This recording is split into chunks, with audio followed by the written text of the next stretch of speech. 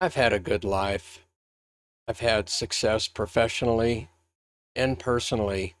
I've got two great kids, two beautiful grandchildren, good friends, and I've had the opportunity to do a lot of things that I love.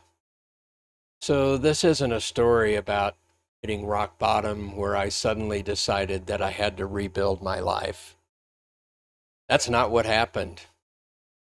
What happened was much quieter. Something kept nagging at me.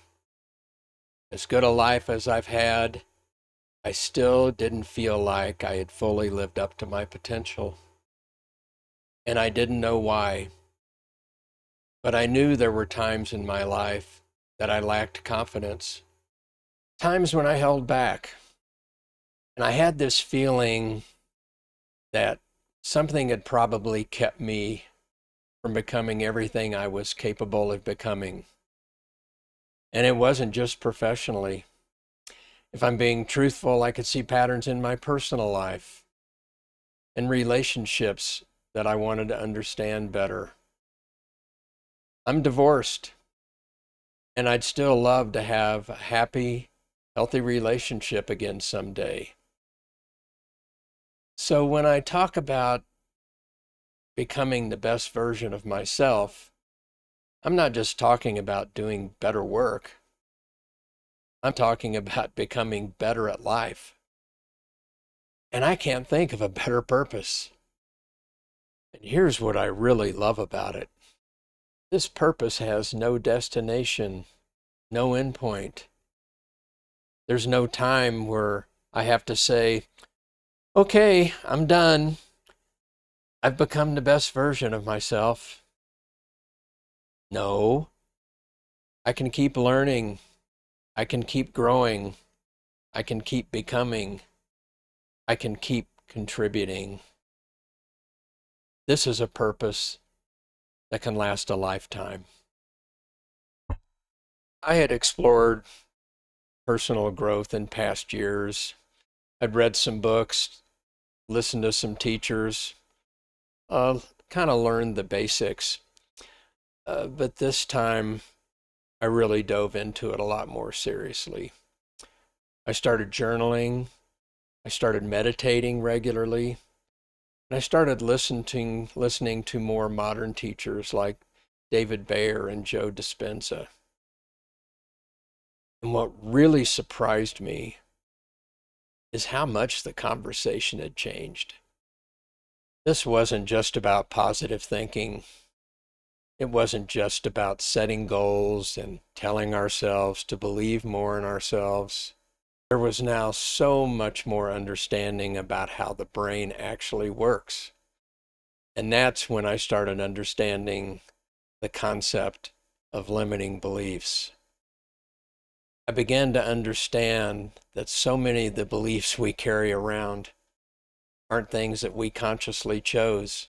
Many of them were formed through experiences we've had, especially early in life. We absorb things, we interpret things, we create stories about ourselves and the world around us. And over time, some of these stories become our beliefs.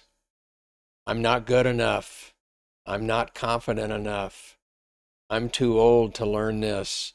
I'm not good at relationships. Eventually, we can stop questioning them and just assume that they're true.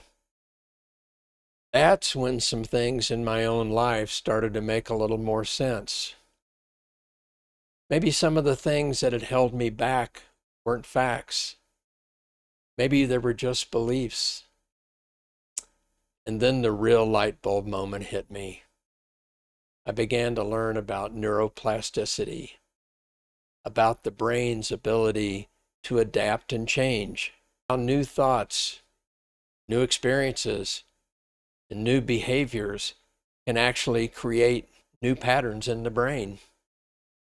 And I remember thinking, wait a minute, if I can learn how to uncover some of the beliefs that have been holding me back, maybe I can make some changes. Maybe I can replace some of those old limiting beliefs with some new and better beliefs.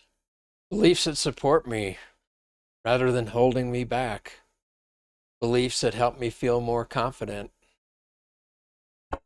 Use my best gifts. Learn some new skills. Have better relationships. That was a game changer for me. And that's when this thing really ignited. I wasn't just studying personal growth anymore.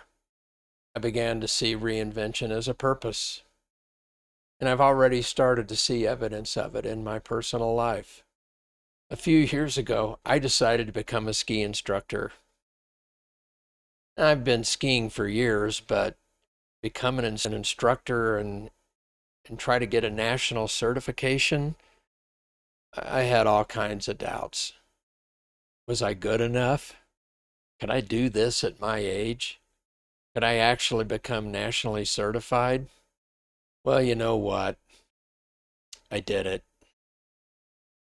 I'm now a certified ski instructor at age 73. Can you believe that? And I remember how good it felt.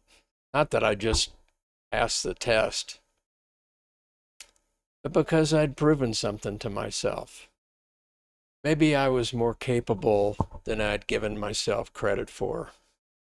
Looking back, I think that experience taught me something much more bigger than skiing.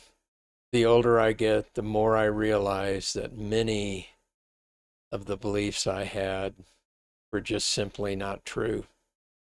They were stories I accepted without even questioning them. And now I'm doing it again. I'm learning about cameras and video editing and lighting and how to publish videos on YouTube. I'm sitting here at 73 years old, talking to a camera and sharing some very personal parts of my life with people I've never met. And trust me, in no way does this feel natural yet. But maybe that's the point. I'm doing some things that I probably would have talked myself out of at an earlier time in my life. I'm not waiting till I feel completely confident. I'm learning that sometimes confidence comes from proving to yourself that you can do the thing that you weren't sure you could do. So this is the journey that I'm on right now. I'm trying to understand the limiting beliefs that may have held me back.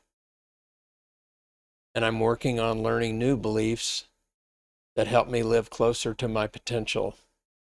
I'm trying to become the best version of my true self, not just to do better work, but to become better at life. And for me, I can't think of a better purpose. And that's why I'm sharing it with you. I'm not trying to be a coach. I'm figuring it out myself. I'm learning, I'm growing, I'm experimenting, and I'm going to honestly share what I discover along the way. Because maybe you're asking some of the same questions I was. Maybe you're wondering what your purpose is now.